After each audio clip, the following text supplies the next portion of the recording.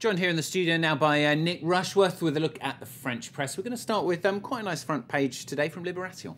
Well, Libération is pretty well known in France for its front pages, Stuart, as we know. And we've got one here, which is a double whammy, a double deal on the front page there.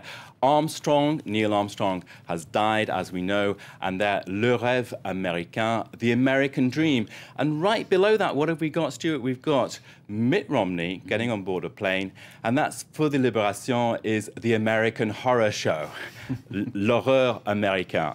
So, tell their politics. Bit of editorializing there on the front page. Now, in the inside pages, of course, of Libération, the left-wing paper, it's looking at this convention that's about to get underway in Tampa Bay in Florida, weather permitting. And it's saying there that it's double or quits. What's happened is that Romney has signed up Paul Ryan as his running mate, and the paper's arguing that this is a lurch to the hardline camp of the Republicans, and that plays right into the hands of the Democrats. So the challenge this week, as far as Libération is concerned, is for Romney to sort of present some human image of himself which can bridge that gap between the centre and the hardliners of Republicans. Now, the puns, of course, are a go-go. One of them is this convention is about putting Mitt Romney into orbit. Fantastic. Have to get them in there, don't you? Neil Armstrong's also in a lot of the other newspapers as well, isn't he? Yes, on the front page of Le Parisien, which is also the national paper Aujourd'hui en France. I can show you that there, the picture everywhere, all over the press. And the headline there saying, Pourquoi l'espace fera toujours rêver? It's saying, why will we always dream about space? And it looks there at Neil Armstrong, describing him as the Christopher Columbus of space. But then it also looks at the potential Chinese mission to the moon one day, maybe between 10, 20 years away.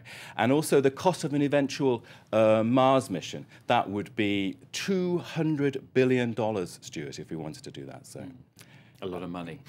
No, it's the rentrée. For me, that means back to work. Also for the politicians here in France. Welcome back, Stuart. Yeah. What we've got here on the front page of Le Figaro is, again, that photo of Neil Armstrong, but also a picture of the two main men in the opposition race to lead the party.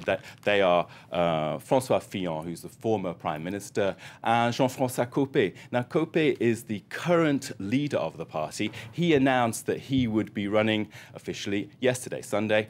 Both men made strong anti-government speeches also on Sunday. And the Le Figaro, in its editorial, is saying that they now have a duty, really. First duty is to oppose the government. And the quote there is that they must oppose unchecked immigration, laxism on crime, and the 35-hour week. The second duty is to actually propose concretely measures that French people like.